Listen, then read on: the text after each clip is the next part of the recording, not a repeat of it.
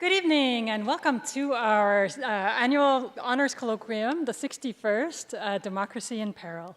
My name is Karen De Bruin and I am the director of the honors program. And this evening we will close an incredibly successful series and we will introduce you to the theme of next year's series. But first, a few housekeeping details. As you all probably know, since you've been here often, the exits are in the back and on both sides of the stage.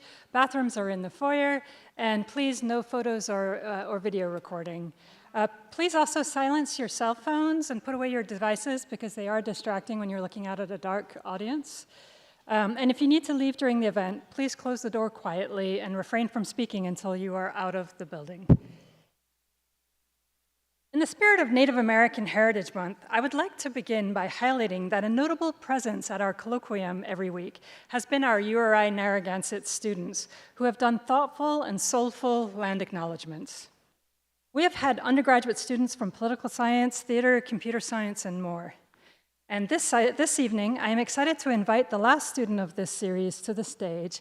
And this student is actually the first student that did the land acknowledgement here this year. Vange Hopkins, could you please come up? Vange is a student of political science. Please welcome Vange to the stage. And could we just give a round of applause to all of the URI students, Narragansett students that have done the land acknowledgement? Vange, would you mind doing the land acknowledgement for us and also saying to us, maybe reminding us, if you were here at the first talk, what democracy means to Vange in 10 words or less? Askawikwasin, hello.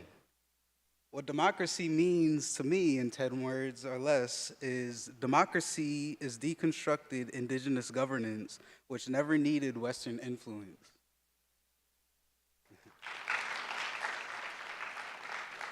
Thank you. The University of Rhode Island occupies the traditional stomping grounds of the Narragansett Nation and the Niantic people. We honor and respect the enduring and continuing relationship between the indigenous people and this land by teaching and learning more about their history and present-day communities, by becoming stewards of the land we too now inhabit. Katabatush, thank you.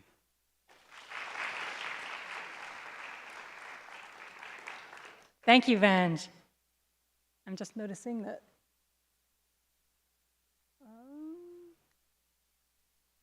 Okay, this is fine. So the mission of the Honors Colloquium is to foster campus-wide and community-wide discussion on pressing issues of our time. This year, the conversations have included a Politics of Personality art exhibit in Lippert Hall. If you haven't seen it yet, please check it out. You'll see our if you haven't checked it out, please get up on the 4th floor and see what awaits you. It's also included a URI theater play entitled Mackinac, a collaboration with the Hera Gallery and their Democracy Under Siege exhibit, a collaboration with the URI Center for the Humanities Sustaining Democracy series, and an Innovating for Democracy challenge with Rise Up and 401 Tech Bridge. And as a reminder to students, if you are interested in competing in the innovation, the Democratizing Innovation Challenge, I think the proposals are due by the end of this week. Sharday Johnston is out in the lobby or in the foyer, and you can sign up with her. There are consequential cash prizes, so please encourage it or consider it. before I get to the support honors, when I go back here. Producing a colloquium of this size and scope requires much planning and organizing. Actually, just yesterday, I was talking to a colleague who had done the colloquium before, and he was saying that it was like organizing a wedding every week. And then he stopped and he said, let me take that back. It's actually like organizing a Greek wedding every week.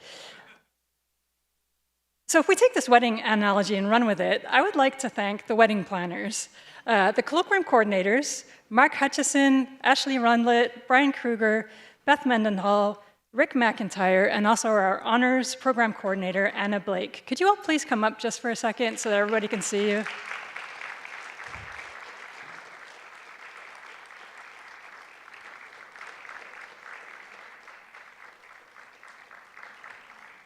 And we're going to take a picture. Smile. Anna is hiding, I'm sure. Thank you.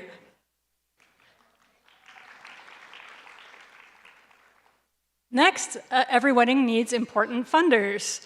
I would like to thank the Office of the President, the offices of the Provost, the College of Arts and Sciences, 401 Tech Bridge, and our other fabulous sponsors listed on the program. Can we just take a moment to thank them for this whole series? A good wedding has great food, so thank you to URI Catering for our colloquium dinners. Unfortunately, we don't have enough funding to invite you all. Good tech support, so thanks to Katie and Ethan. Good photographers and social media people, so thanks to Abby and Asia. And last but not least, awesome guests. Thanks to all of you who have attended regularly in person or online. Thank you.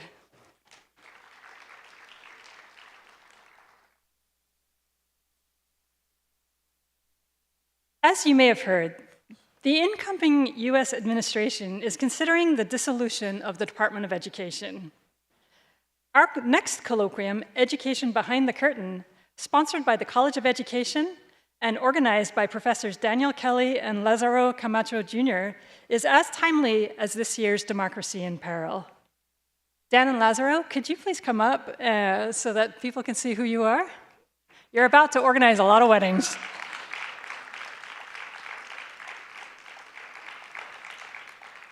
We're getting a picture. So please stay tuned for announcements about programming. And of course, I'd be remiss if I did not say if you've been enjoying this colloquium, please consider supporting the honors program. And now to present our next speaker, I would like to invite up Professor of Political Science, Mark Hutchison, one of the organizers of this year's colloquium. Thank you.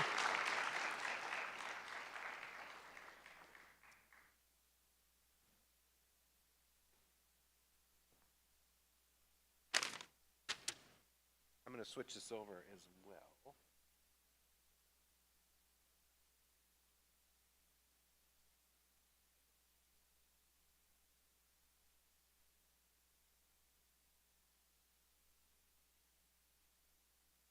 I think I would do this many times before.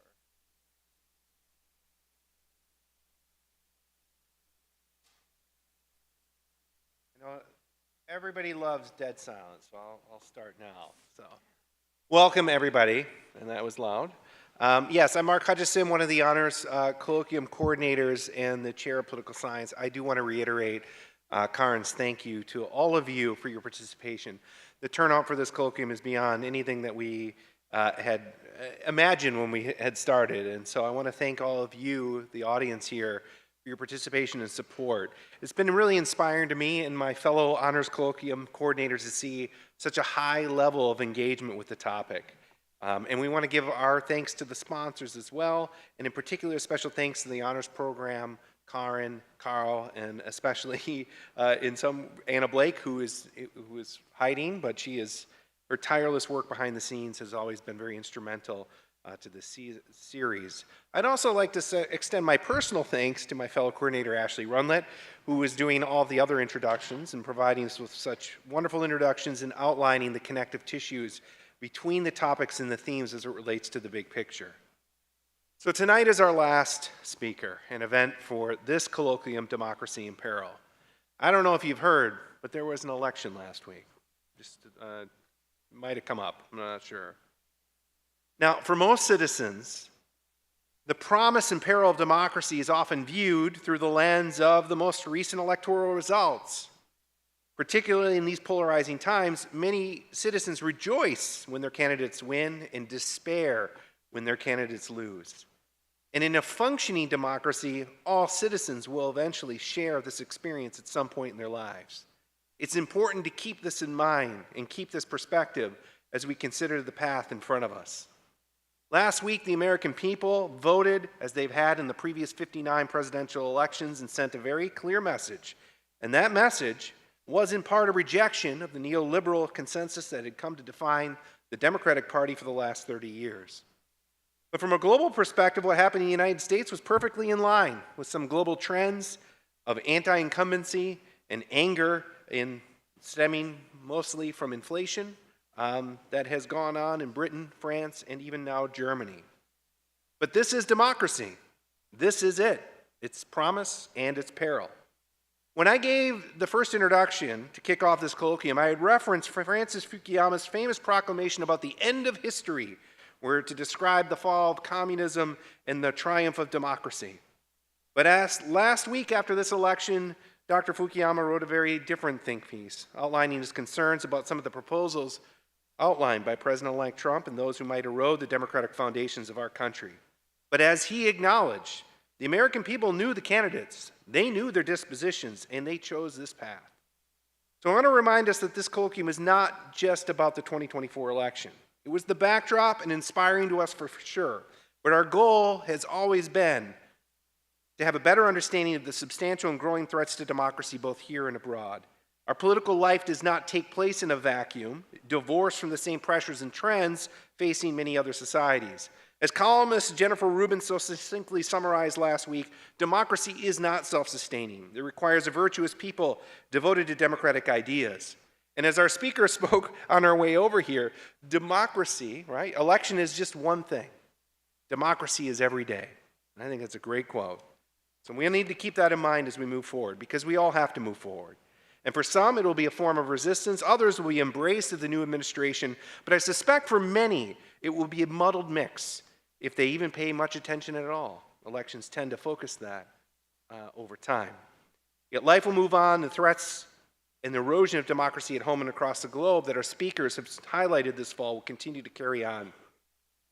In tonight's closing talk, Professor Davenport is going to touch on many of the topics, themes, and trends that we've explored throughout this series. He's going to highlight the different aspects of democracy that's impacted by the trends here at home and abroad, touching on subjects like repression, militarization, among others. And he'll also be talking about what can be done, what steps can be taken to bolster and rebuild the democratic foundations at home and abroad.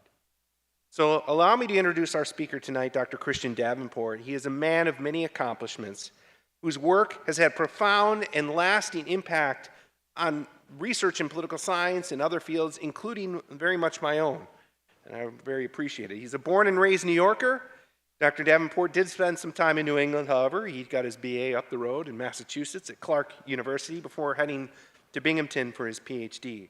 He is currently the Marianne and Charles R. Walgreen Jr.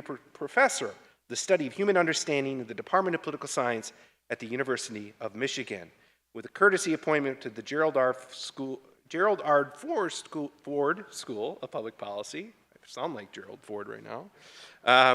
He is also the faculty associate for the Center of Political Studies, a research professor at the Peace Research Institute in Oslo, and an elected fellow in the American Academy of Arts and Sciences. His primary research interests have covered a wide range of things that we have touched on in this class, including aspects of political violence, conflict, such as human rights violations, genocide, torture, surveillance, civil war, protest movements, and racism. On the other side, President Davenport has also examined peace and peacemaking, including trying to understand how to create, sustain, and expand it. He's the author of 8 books on a wide range of subjects, as well as over 50 articles in the top journals of the field, and a recipient of many grants.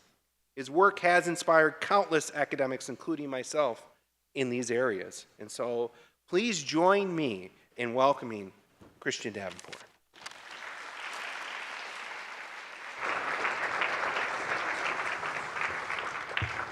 Thanks, man. Yeah, that's good. That was great. Thank you.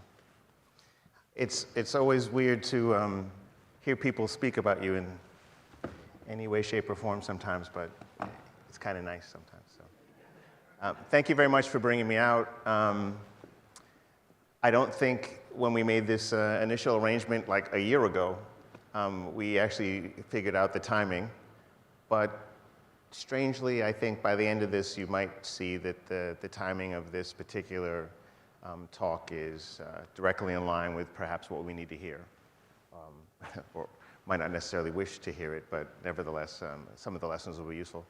You will see immediately the change in the title that I had from the thing that was submitted. The thing that was submitted was just kind of like a general placeholder of sorts, but the more I started to think about what it is I was going to talk about, not just here, but in general, this kind of emerged as a theme. And in many respects, it's kind of a response to some kind of like 18th century conceptions of political democracy, which was put forward as a resolution to a whole host of different types of problems. And I think part of that optimism and part of that overreach is part of the problem. And so what I want to talk about today is kind of like, what is democracy actually capable of addressing? What are the limitations of that? Especially the political version, but there are going to be other forms I'm going to mention as well, other aspects of democracy that are perhaps not highlighted, and contextualizing what it is that we can and cannot expect from it. And that, I think, is actually very helpful for us as we're thinking forward to try to figure out exactly what is it that can be done and what can't be done with this particular orientation or this particular institutional form. And so I mentioned democratic solutions up front because who wants to talk about dead ends and things we don't know up front? But I'm going to end with solutions. But before we get there, we're going to talk a bit about a variety of different things. So first off, democracy is way more complex than we normally kind of allow for, comprised of a variety of different forms and elements. And we're perhaps most familiar with elections, but that is merely one aspect of it. A particular project called Varieties of Democracy, or VDEM, talks about 4 different types of democracy, but this breaks down into 300 separate characteristics that we can think of as political democracy. We're perhaps most familiar with the idea of participatory democracy, which we experience with the elections.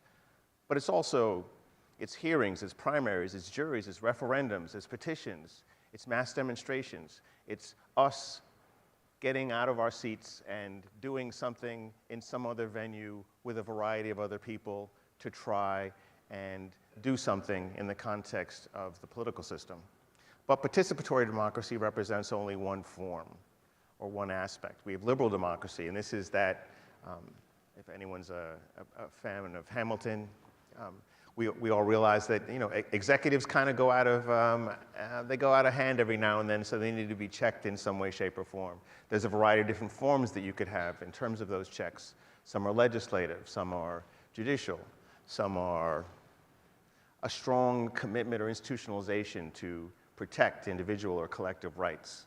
And this liberal tradition, which helps us a great deal, especially the skeptical ones that we are, with regards to thinking about how power manifests itself or is corrupted or is corruptible, all these are very helpful for kind of figuring out exactly which aspects of democracy we might need to highlight. Now, the liberal conception for us in the current electoral period is very interesting, right? As we're looking at very little checks that we might see, which then suggests that this aspect of democracy might not necessarily be where it is, but that we need to work on an element of it, try to think of exactly how legislative or judicial checks could be enacted or how a commitment to individual collective rights could be institutionalized. Now, we don't really talk about the egalitarian conception of democracy that much. And this is, for those of us that study human rights, this is rooted in this conception of, as humans, as beings that are nested or captured within political entities, there's certain responsibilities that this political entity has towards the population that is within its care.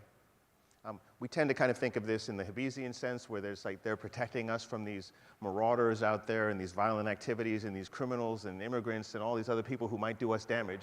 But really, you step back from that to think of the state's actually also supposed to make sure that we have access to water, that we have access to shelter, we have access to the things that allow for the continuation of human life. This is part of what egalitarian democracy leads us to think about, and something that we often forget about in the kind of like dog-eat-dog kind of conception where people are kind of going at one another and the state's viewed as being aloof. But part of what they're supposed to do in the egalitarian tradition is they're supposed to protect those whom are discriminated against or treated in a horrible manner or directed towards things that could cause them harm. And lastly, the fourth conception of democracy, and I'm going to keep talking about these different aspects of democracy in a variety of different forms, is one of my favorite, and in this context of the campus and the wonderful class that I sat in today, deliberative democracy. This idea that we have that we must have opportunities to be heard fully in public forums. We must have opportunities to be heard fully in public forums. This is antithetical to any form of kind of restriction on speech or association or assembly. It's essential that we have these opportunities. It's essential that we have these conversations. It's essential because for deliberative democracy, that's what democracy is. It's listening respectfully, engaging in deliberation, providing reasoned justifications for their actions, and keeping the common good in mind. In the class today, I was talking about John Dewey's conception of freedom, which I always thought was completely profound, but also directly in line with this conception of deliberative democracy. The idea that you should be able to understand and articulate what it is that you'd like to bring about in the world. You could think of what that end scenario looks like, and you can figure out what it is you need to do in order to get from the situation that you were initially to get to that particular end. And without those three, you're not free. And the deliberative democracy is useful for us because it's through the deliberation, it's through the discussion, it's through the evaluation that we can kind of figure these things out. What's the political end that we'd like to get to? Where are we currently? And what's the means that we can use from get from one to the other?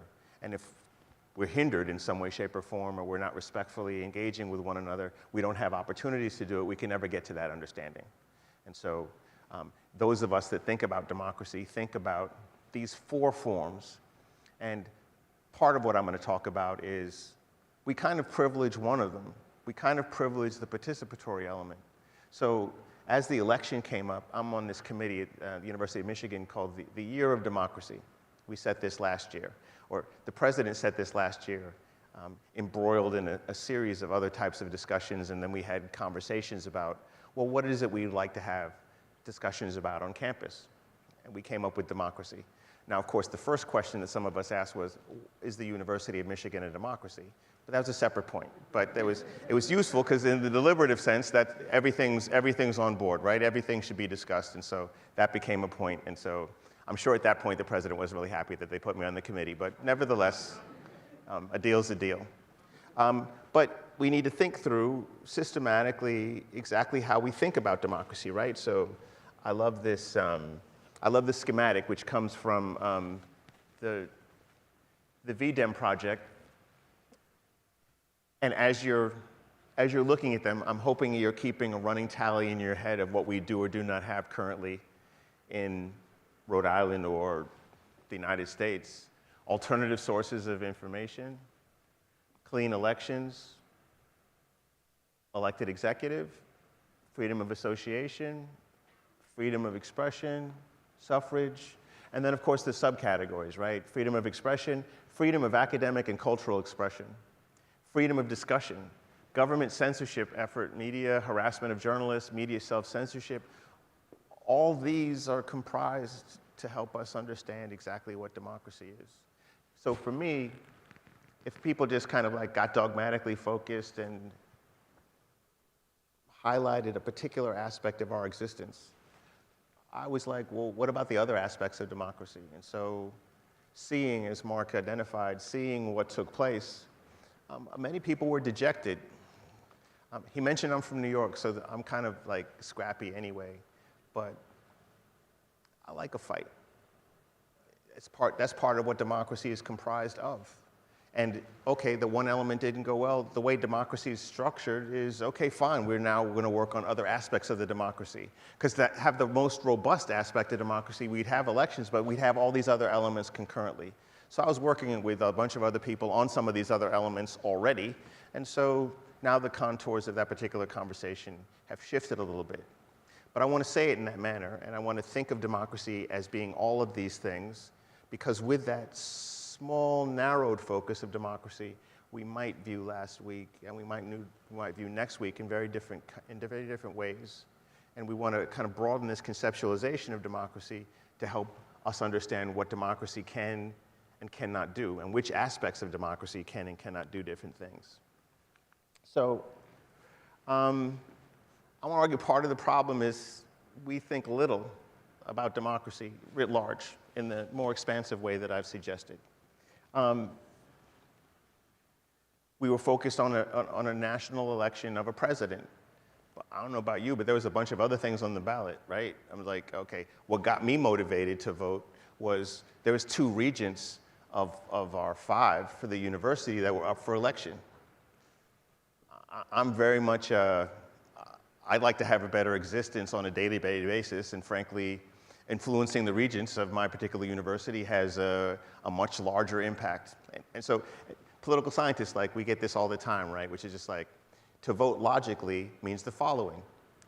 You assemble all of the relevant information you can find on the things that matter to you, and then you identify how the various politicians relate to those particular things that you care about, and then you're making a probabilistic evaluation about who's going to be the best candidate given your topic. The limitation any political scientist will identify for you is that's really difficult to do. And actually, the benefit derived from the end of what that politician does needs to be weighed against the amount of time and effort you put into that evaluation. And most political scientists will tell you that most of the time that's not worth it. So to hear political scientists say, yeah, elections aren't they're not as important as you would think, unless it's something directly that impacts you, that you can directly benefit from participating in, and then it's worth generating all this information. But all that's useful. But imagine collecting information on politicians at each one of these levels and thinking through the assembly of that information, the evaluation of that information, and extracting, because sometimes you have to extract it because the politicians aren't making their platforms that easy to find, or they're not addressing explicitly the issues that matter the most to you. And yeah, I put the household up there too. Because frankly, if you really want to think about democracy, then it exists in every social, political, economic unit that we have. That's going to be another perturbance that I'm going to put forward. And so this is, there was a great book called Patterns of Authority by Harry Eckstein and Ted Gurr. And they talked about the different levels of analysis that exist within our existence and how we should think about them, patterns of authority. It's like, how democratic is the household?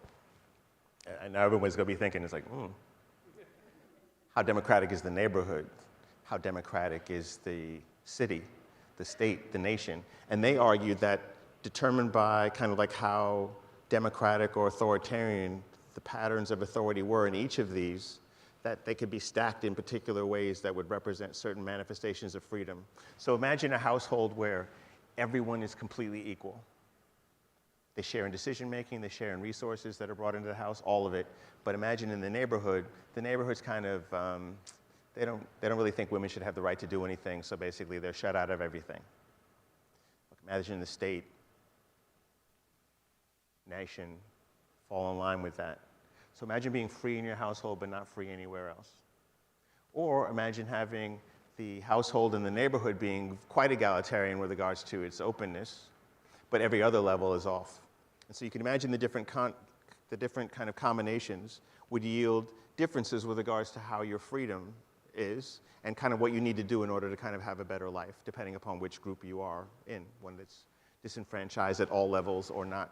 So one of the things, when you think about caste discrimination, okay, there's household discrimination in the household, literally.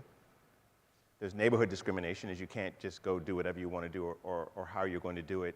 And caste discrimination is layered in such a way that untouchables, or Dalit, are discriminated in every single level, that their life is horrible. But think of some locations where the national law is fantastic with regards to rights protection, but everything below it is low. These different contexts are important for us to understand because they would guide our understanding of what it is that we need to do. So the levels of democracy, I will argue, are one thing that we now have to think about in terms of how we're thinking about democracy. I'll push you all a little bit more.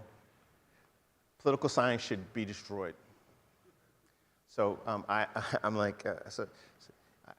one of the things I'm enjoying now about the particular point in my career is, okay, now it's like, what's the phrase? When you meet the Buddha, kill the Buddha. I'm just like, okay, yes, I helped generate some knowledge that helped get me tenure, and then I'm reflecting now a little bit better. And part of that reflection is, I'm not quite sure why all the social sciences are separated from one another when we know empirically that they are intricately connected with one another. So how can we study, for example, how can you study politics, especially politics in America, and not study money in politics? We know a lot more about why someone votes for a candidate than we do how lobbyists and lobbying influences policymaking and implementation. How much money was generated by the candidates in this particular election? Billions of dollars. Some countries have caps on these things. Caps, like $250,000. You can't spend more than that on an election. Can you imagine what you could do with all the extra money that was generated? Interesting conversations, right? But if economics influences politics, then clearly politics has implications for economics. We should make everybody then a student of political economy, which we're not. We do not study the economic influence on politics and the political influence on economics as well as we should. Because then we'd be paying attention to, has anyone seen this death and taxes characterization of the US budget? It's effectively a characterization of, because the US budget is thousands of pages, right? Nobody can go through that. So it's a schematic that shows you the US budget. But it's incredibly useful because then you can see across administrations how things do or do not change. And that financial allocation of your tax dollars is incredibly informative to figure out exactly what, if anything, is changing. That's just for the federal government, goes back to my levels of democracy argument. We would need that kind of budgetary display at every level of government so we could figure out what information we need to ascertain whether or not we want to support or not support a particular candidate or move against things. So these are things that we need to kind of work through. And I have bribes up first, right? It's like, oh, well, there's no bribing in the United States. No one believes that, right? There's no blackmailing. We know there's lobbying. We know there's donating. We know there's fundraising. Who studies bribes and blackmails in the United States? Like justice, right? Okay, but okay, how does justice determine who they go after? Who does the Department of Justice report to? All these things are necessary to understand with regards to our knowledge of democracy. So I put forth the argument, and I'm empirically trying to establish it now, which is I think we learned more about democracy under Trump than we did under Obama, for example. In part because we had some trust and there was some faith with regards to that Obama was going to do certain things. But with regards to Trump, the minute he took some action or made some statement, we're then looking for how do you counter something? Okay, this executive order came out about this particular issue. Okay, what court needs to step in and do something? What petition is necessary for this thing? Our understanding of the different levels of democracy, the different administrative aspects of democracy were much higher in that context. And so I'm a lot less dismayed by last week than many. Hey, there's a political system called corporatism. And I bet most people in the room have never heard of it before because Americans don't study other democracies or other political systems. There's a reason for that. Corporatism is based upon the principle that there's economic forces that drive our politics. So they need to be incorporated directly into government. Not this, we'll elect somebody and they'll be paid off on the side. No, they'll be explicitly in the room. We also acknowledge that labor is generally not treated properly, and thus labor is made part of government explicitly. So labor, government, and industry, corporations are placed in government all together to negotiate what policies are going to emerge. Can you imagine that? None of this, someone's getting appointed, they're looking out to their best interests, and they're going to, on the slide, make some kind of deal. No, it's all explicit. It's all transparent. Now, why don't we know about corporatism? Well, okay, for labor historians, you know that the Wagner Act of 1935 was incredibly important for allowing labor to exist. What we failed to pay attention to, however, is the labor war that was being undertaken by government and corporations against American labor before 1935 decimated them and purged them of the most radical conceptions of what it is they were trying to do. So after they were properly purged and most radical organizations that were labor organizations were eliminated, then labor was given the right to come together. Corporations, however, why be explicit with your governance when you could do it from the shadows? And so corporatism would dramatically shift our understanding of exactly what the political relationships are. But that transparency, I think, would be very helpful for us to understand our options. And last, I'm going to push this issue of a solidarity economy. Imagine ownership and control of labor and non-human inputs that facilitate creation and production directly in the hands of working people. The early 1900s had these discussions. People talked about, we have a product, we create it, and then so there's some value for that product, profit, and then we had a conversation about who deserves the right to that profit. And many of the people that created the product were believed to be worthy of a part of that profit. That was part of the conversation. Now, we don't even have that conversation now. All we do is talk about labor rights, or we talk about your ability to get a vacation, but the profit is believed to be somebody else's business. But a solidarity economy talks about exactly how that could be brought forward. Or to build and advance the development of an ecologically regenerative forces of creation and production. Imagine trying to produce in a way that does not do devastation to the planet. Imagine if that's part of our economic model. Well, economic democracy would talk about that. A human rights violation person in me is kind of like, okay, we study mass killing, we don't study mass firings. I was talking earlier about Roger and Me. This group seems a little bit older, so that you might remember the film Roger and Me. The students just looked at me, they had no idea what I was talking about.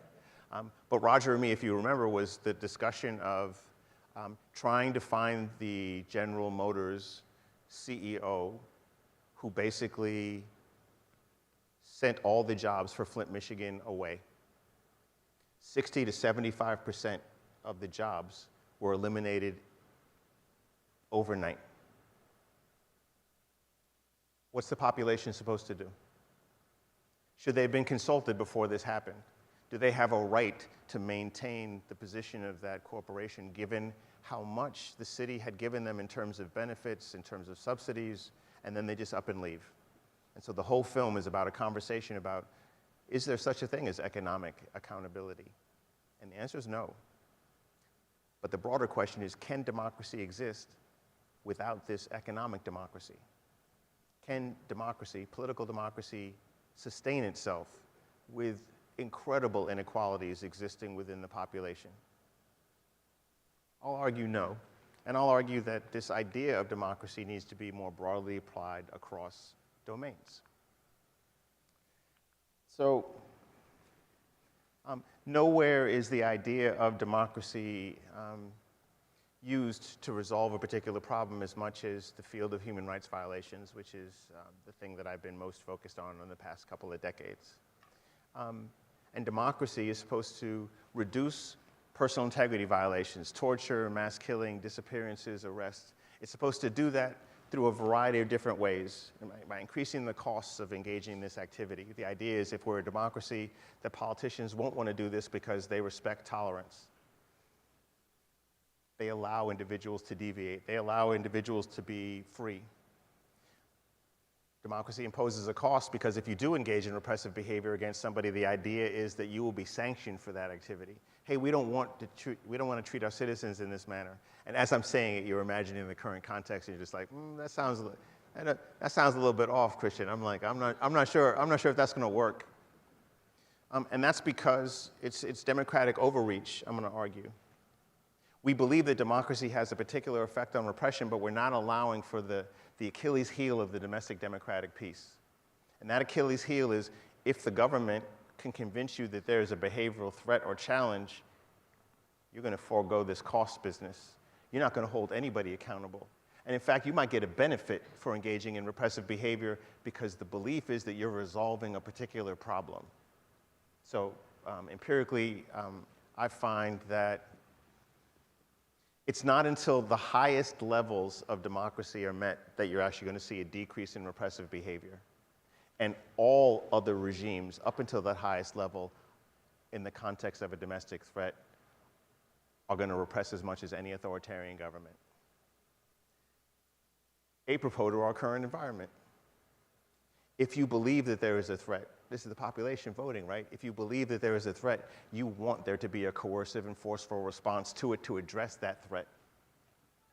Now, whether or not there's an actual threat or not, okay, now we need to study this. What's a threat? Who gets to define a threat? This is the thing that's problematic. We have no independent organizations that are identifying behavioral challenges and threats. The very people who are asking or trying to facilitate your subjugation are the ones who are telling you that there's a behavioral threat or challenge. Now, I get this from being in DC, right? Where it's just like, there are these institutions who are trying to figure out, hey, who's threatening us? And then academics such as myself will give briefings and say, okay, you need to worry about this group, you need to worry about that group. And then the government then becomes the aggregator of these threat assessments, and then they tell the population. Many of you might be old enough to remember walking through the airport and seeing the rating of how much the threat level was post 9/11. And then it became irrelevant because it was always on orange, right? Which is just like, medium to high alert. So then it was just like, okay, so we were just ubiquitously on alert. And then people stopped paying attention because it's like, it's still orange. It's just like, it's not going up, it's not going down. But that threat, that gave a license to kill. It gave a license to repress. It gave a license to invade. We didn't even hold people accountable for that. So democracy is able to do certain things, but under certain circumstances, it can't do anything in the political form. So we need to be careful of what we're asking from democracy. We need to think through how far we're willing to go. And so even the idea of where democracies come from. Barry Weingast, this political scientist, had this idea, which was democracy functions best if there's some norms that we cohere around. The extremes are bad for democracy, he argued. So what do we do with those extremes? So prior to the governing entity being created, there's a purge that takes place.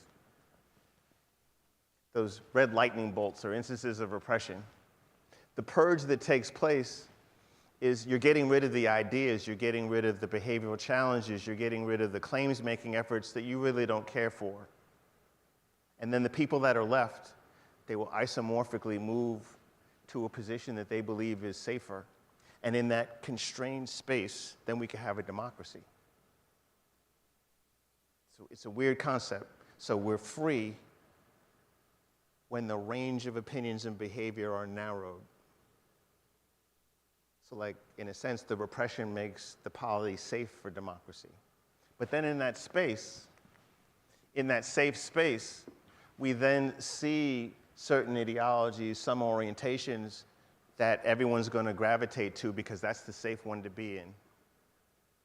So while we're safer and we'll see less repression, the population is more homogeneous, the norms that are adopted are more constrained, and in a sense, we're less free for expression, but we're freer from repression. This is the unhappy part of my work, where the personal integrity violations will go down, the physical abuse, the torture, the mass killing, that will go down, but you're thinking less broadly about how to think about your problems. And then it becomes internalized, and then it becomes institutionalized, and then we forget some basic stuff that we might have remembered in the early 1900s or the 1960s. Remember, like in the 70s and 80s, we talk about what the old left knew and how the new left picked it up? We're not having those conversations anymore. We're just kind of like, oh, where'd Occupy come from with that really interesting idea?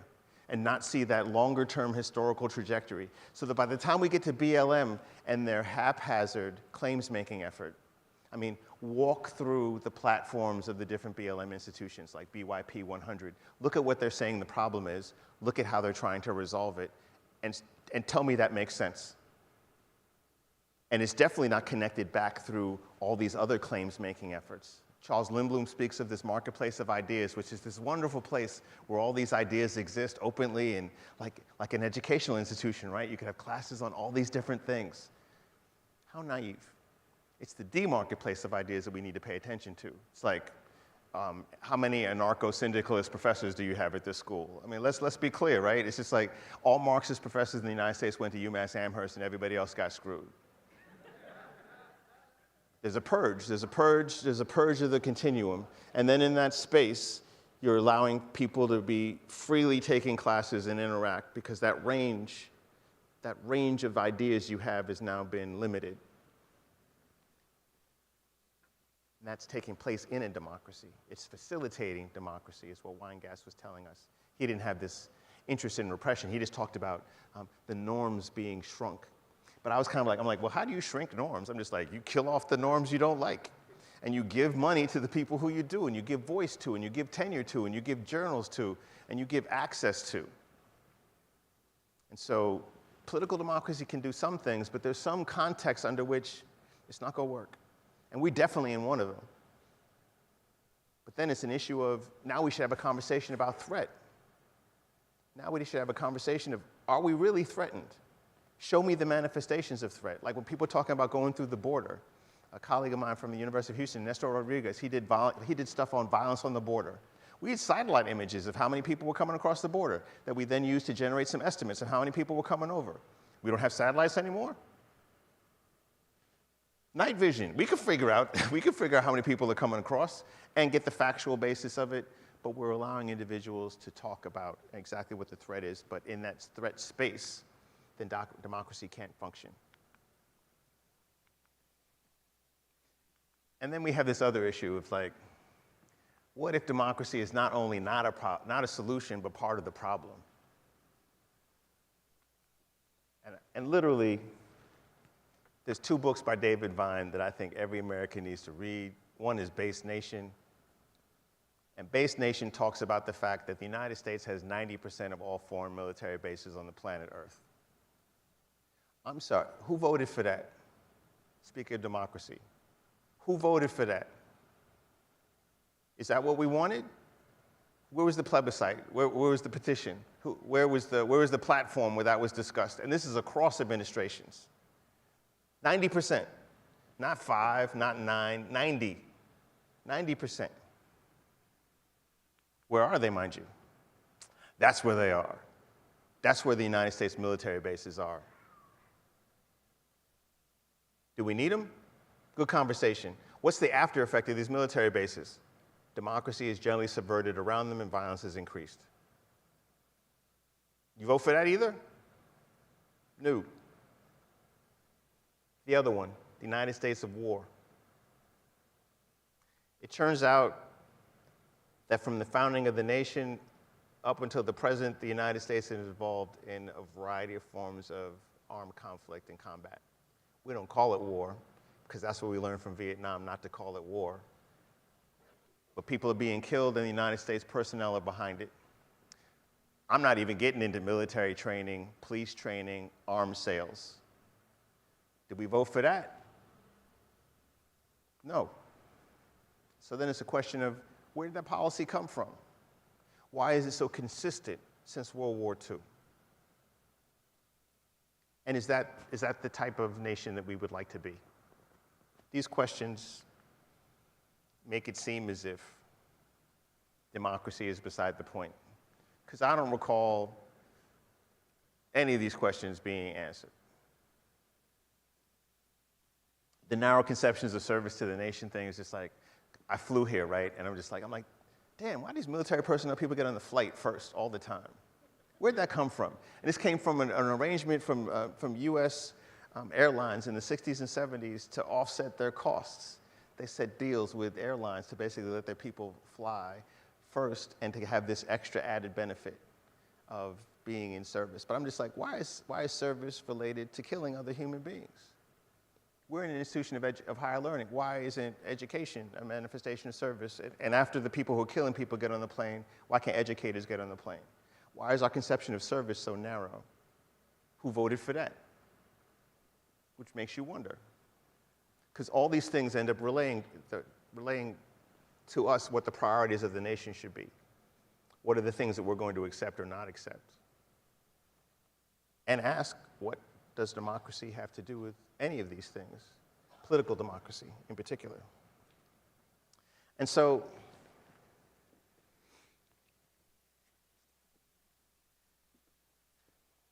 I definitely didn't want to come and just like, just destroy democracy as a concept. I actually wanted to expand it. I actually think that democracy is part of the solution. But how we think about it is part of our problem. We need to expand the conception, not constrict it. We need to consider it across multiple levels. And we need to think of what it can and cannot do. And then that'll force us to think of what is it that we need to do? What is it that we need to work on? And so Project 2055 came to me because I was like, you know what? After the Civil and Voting Rights Act, 65 in 1970, and I'm like, I was born in 65, so in my opinion, I was born when America became a democracy. In 65 and 70, when suffrage was facilitated, political participation was facilitated to the majority of American citizens, there's a concerted effort from many individuals in the country associated with the political right where they were just like, you know what, we lost that one. But in order for us to win, we need to take this nation back, but forget the federal government. Let's take it from the bottom up. And someone had a long-term vision where they were just like, we might not get the nation back in 61, 62, 72, 73, even 80. But you look around at civil society, you look at the court, you look at the legislature, you look at the executive, the right one. But they did it slowly and over decades. So I think our timing needs to be shifted. And hence I'm like, this is the first spot that I'm gonna do this talk, because I'm just like, my Project 2055 is just like on it, because the youth are the solution, because this needs to be an intergenerational fight, and it's not gonna be quick.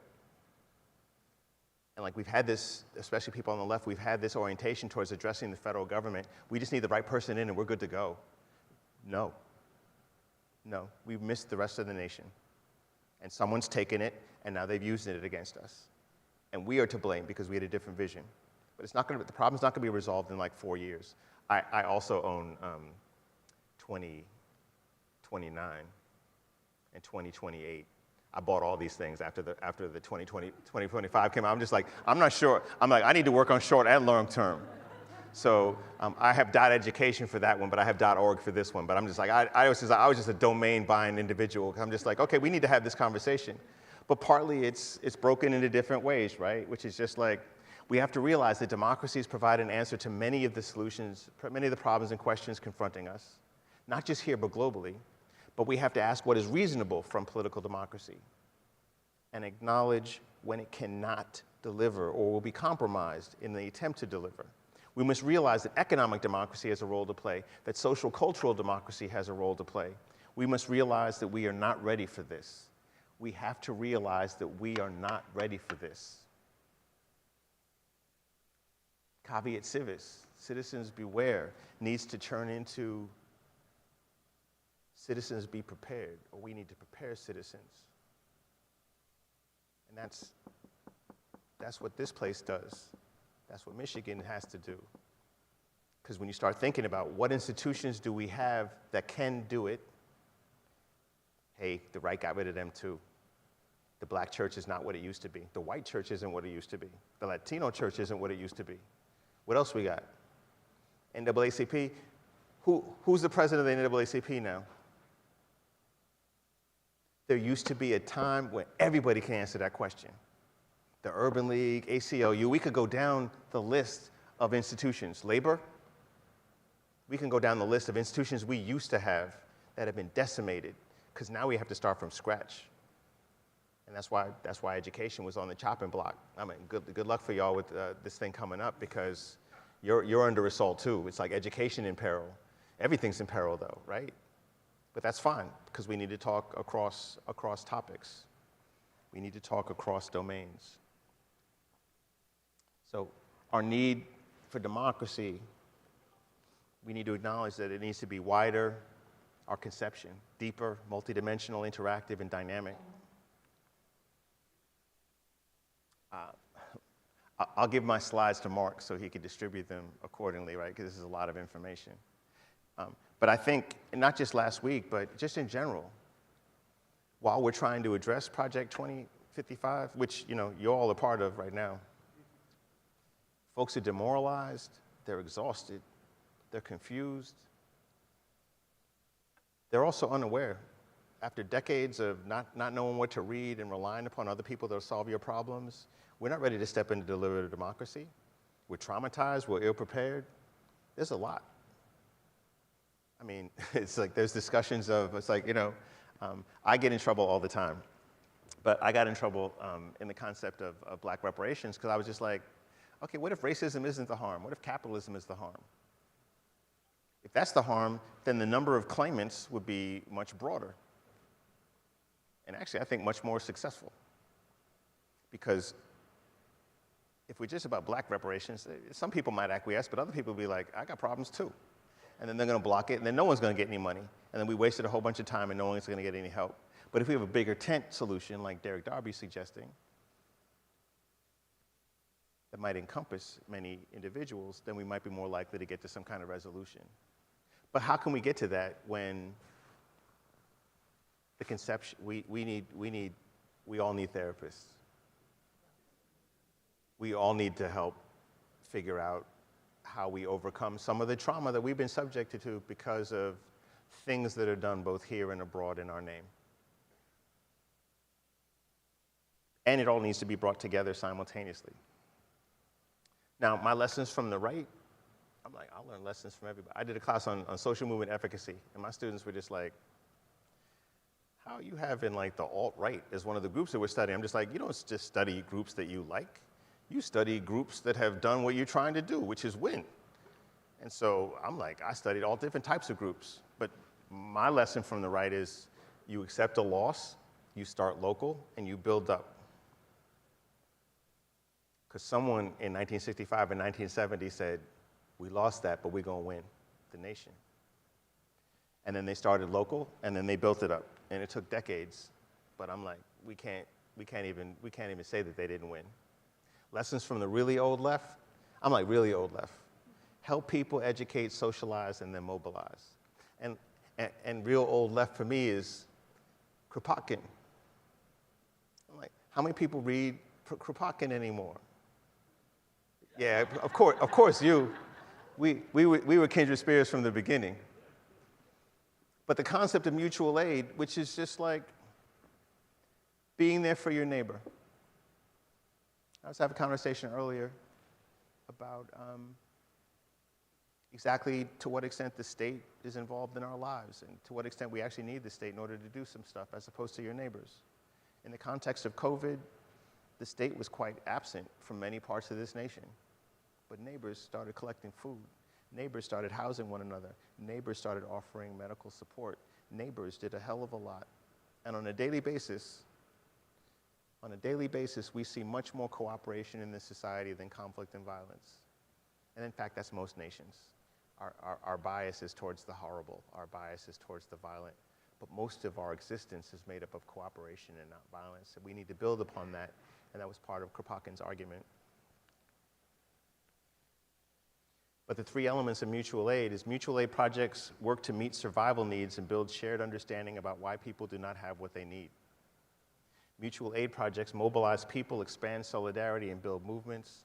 Mutual aid projects are participatory, solving problems through collective action rather than waiting for saviors. These three basic principles can serve as a basis for civic recreation. And from this, speaking to these people, speaking to all people, resolving these needs, addressing these needs, dramatically transforms where people can go politically. And I'm like, Trump didn't meet the needs, but he did acknowledge the need. And people resoundingly responded because they are in desperate need of attention and acknowledgement. And some policies that they can understand, right? There's a variety of reasons of what's going on. And lessons from different thinkers, and then I'll finish up. I'm like, In addition to the people I've mentioned thus far, I think we all need to read James Scott and Mesmer's. Scott, because we need to change our conception of who we are within nation states and why we're here. And Two Cheers for Anarchism to identify that there is an impulse to freedom that exists within people, that no matter how dominant the situation or how bad it looks, we're still going to resist in some way, shape, or form, because that's just what we do. And that's what we've always done. And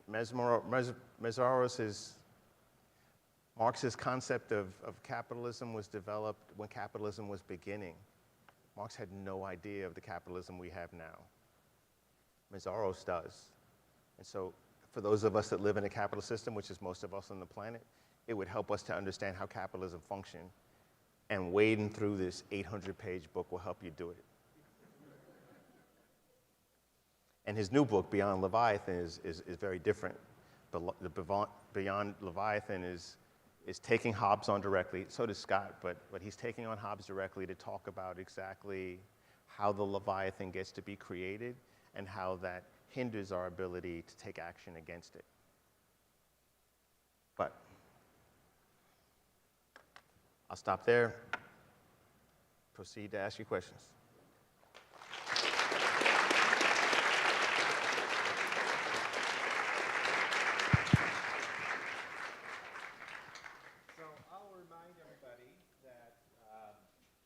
Q&A right now, so we have our two, Beth and Brian, going around. Please make sure to keep your questions as questions and not comments. And thank you. We'll take some questions.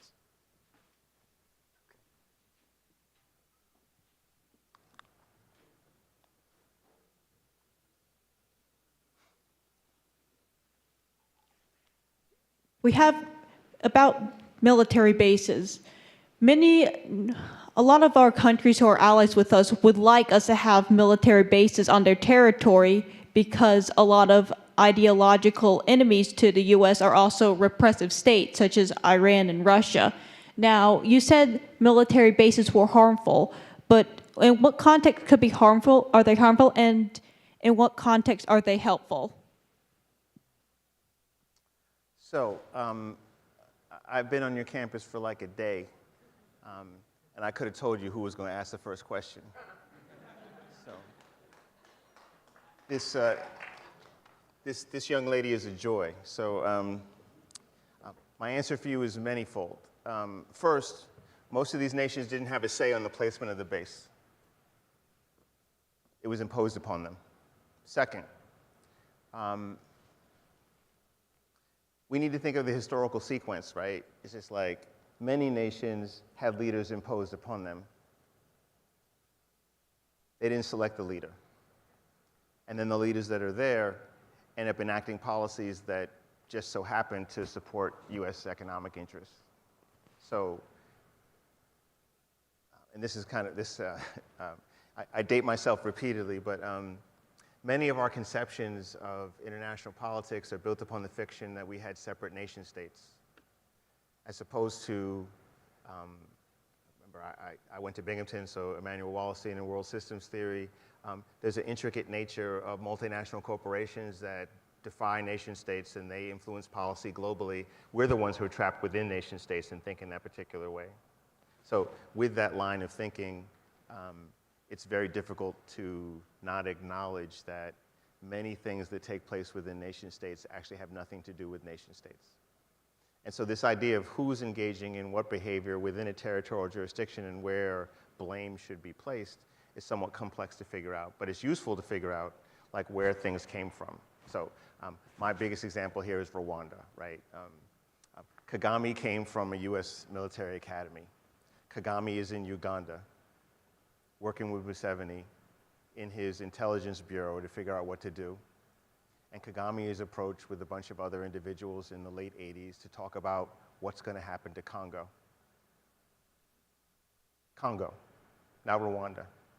The idea was to send a military unit to Rwanda to influence access to Congo and make sure it's destabilized. This is not conspiracy theory, this is foreign policy. So once we understand foreign policy in this particular manner, then a lot of stuff becomes clearer. And like we know this, right? It was just like, it's like Al-Qaeda, where'd they come from? They were left in a nation that we left devastated and didn't assist anymore, but where'd they learn how to kill? From us. And I'm like, some of us wanted Osama bin Laden in court. I was talking about this before. I wanted him in court. I wanted rule of law to be predominant, not beheading and dropping in ocean. So I'm just like, our characterization of the United States in the world, that's why I love to travel. That's why it's useful to get news from other parts of the world, because the conversation about what America is in the world is not what we perceive it to be. They see these military bases as impositions, and they are. And from the military base, they're training individuals in the nations that surround the military base on how to engage in torture and disappearance. Diffusion. And it's interesting, I'm forgetting the name of the book, but it's about how following World War II, the United States government decided that the way that they can best have an influence around the world is not through invading, despite the presence of the military bases. It's a base, not an invasion, right? The smart move was to have individuals be policed and controlled by a population that looks like them, but we train them. Again, it's very useful from the optics, because you see people who look like you subjugating you, so your magnitude of response and rebelliousness is conditioned by, oh, okay, that's jacked up, but it's not the Brits or it's not the Americans. We didn't put a flag on it. We just trained people and told them who to target. So I'm at the University of Maryland. This project comes, the Global Terrorism Database. And I'm like, okay. The newfound Homeland Security was funding it. And the objective was, the explicit objective was to help the United States government fight terrorism. I'm like, okay, I lost 4 friends in the towers. I'm with you so far. But the conversation became like, who should be eliminated in the context of a terrorist organization to eliminate their capacity to exist? And I'm like, okay, I'm still with you. But I realized as an academic, my job is to help understand these phenomena, where they come from. And so I was like, what impact on a social movement or a terrorist organization is more likely to lead to more terrorism and more violent behavior? And it's repression. Repression and occupation are the 2 most important variables that determine terrorism. So me as a peace scholar and a human rights scholar, I'm just like, okay, so if we wish to eliminate terrorism and subsequent death, then you would reduce repression and occupation. They didn't want to hear that. That wasn't the objective. The objective was, who do we kill in this organization? And I'm like, did you not hear what we just talked about? And so our conception of how we function in the world and how the world actually functions are distinct. But the things that we need to pay attention to with regards to how different populations are subjugated, or what role the United States plays in the subjugation globally, becomes extremely important. So it's kind of like when you study covert repressive behavior, like I'm trying to disrupt your organization, and so I put an agent provocateur in the organization, and the job of the agent provocateur is to get you to do something illegal. So I'm like, yo, you blew some stuff up, so we need to come after you. When it's my agent in your organization that got you to blow the thing up in the first place. But we can blame the group. And so I'm like, this is not conspiracy theory. This is how you destroy a social movement, terrorist, or revolutionary organization. And your hands look completely clean. But the minute I realize about agents provocateur, I'm just like, oh, wow. We can't really talk about state and challenging institutions as being distinct from one another. In fact, that's an empirical question. We need to gauge the degree to which they're distinct from one another, which becomes similar to this issue of kind of like military influence and other countries killing their people. The topic of transnational repression just throws everything off. It's no longer like, I go after you. You're threatening, you're challenging me in the economic or political or social cultural predominance in the nation, and I go after you in the territory. If you try to escape and go to another nation, it's not like I stop. Transnational repression, that threw all that off. I'll now follow you. But this is similar to the protest policing literature. The protest policing literature was, you're in the street protesting me, I send police to go after you. And then the event ends.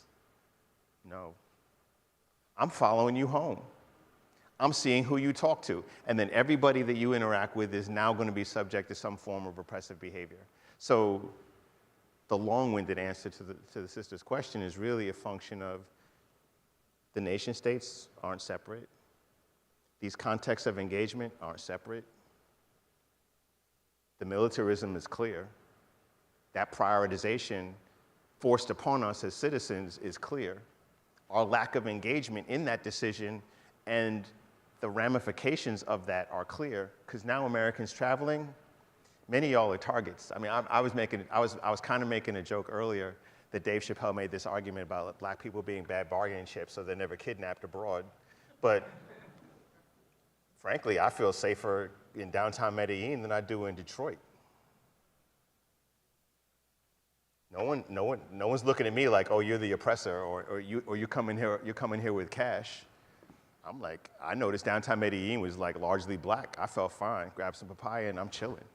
I didn't see many white people downtown Medellin, and I'm just like different target group, but Americans are targets now. Why are we targets? It's not because they love our freedoms, it's because we're jacking people up. And if you take Angela Davis, for example, right? The early Angela Davis, I don't like the new one, but the early Angela Davis would be very clear. It's just like, why do we have people coming to our nation? Because we've destroyed theirs. And if we view it that way, then we have a very different view of people coming to the nation. And we would not treat them in the way that we do if we acknowledge that we've destroyed your home. Why not come to the source? I'll try to be briefer, but yeah. We probably have time for one more question. I see a hand over here. Sorry, y'all. Send me a message. Send me an email. I'll answer everything. Hi, you talked a lot about mutual aid, organization, cooperation. What would you say are like the 3 first steps that everyone should try and take to get this ball rolling of community organization, mutual aid organization, that sort of stuff? Good question. One is Reed Kropotkin. He laid it all out, early 1900s. Second, mutual aid is really easy. If you could think of any institution that created like a food drive, collected used clothing to distribute, you're already there. Mutual aid extends from that space. So I told people earlier, and I'm not sure how people responded to it, but I came out of grad school in 1992, and I've given 30 years of my life to studying conflict and violence. Next year, I'm done. I'm studying political love. I think we know way more about violence than we do love. And that sense of compassion, that sense of collective belonging, that sense of mutuality, that sense of working to improve our relations with one another, our communication, care, our knowledge of violence exceeds it by several-fold, and that is a problem.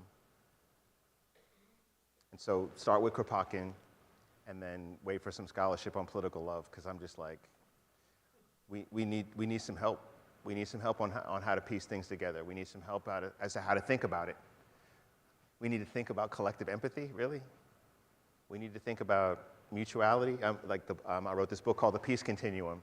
And the Peace Continuum was like, okay, you know what? We know way more about violence. I could tell you way more about how to systematically cause harm to another human being or to decimate a collective rather than build one, rather than sustain one, rather than help people thrive.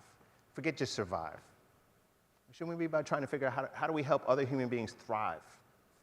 And what is thriving, right? It's like, there's a literature now on thriving. And there's a literature on happiness, right? But the number of literature on divisiveness and violence far exceeds that. That's a problem as we try to think of what would that better world look like. And so start with Kropotkin. You could do some empathy or some thriving stuff. Look at the literature on that. I'll probably do some. If you look at my website, I haven't posted anything for years because I've just been working. I'm like, forget this social media stuff. And so I'm just posting stuff. And I'm just like, I was talking with Mark, and I'm just like, I find it amazing that Bach was like lost for 100 years and then rediscovered. So I'm just like, maybe my audience doesn't exist, and I don't really care anymore. I'm just generating what it is that I can and just putting it out and making it available, and someone picks it up or they don't. But I'm just kind of like, we are in such a situation where a question like that is necessary. So I'm glad you asked it, because we do need to figure out from jump. It's like, how are we more humane, and how can we communicate better with one another? And I'm like, I come from the moment of like, I listen to John Lennon's Imagine, right? And I'm just like, okay, talk about a systematic deconstruction of everything that's horrible and a starting point. So like, go listen to that song. After you get the Kropotkin book, go listen to that song, and that'll guide you through what needs to go and what you should start with. No better way to end than John Lennon, so good. Thank you.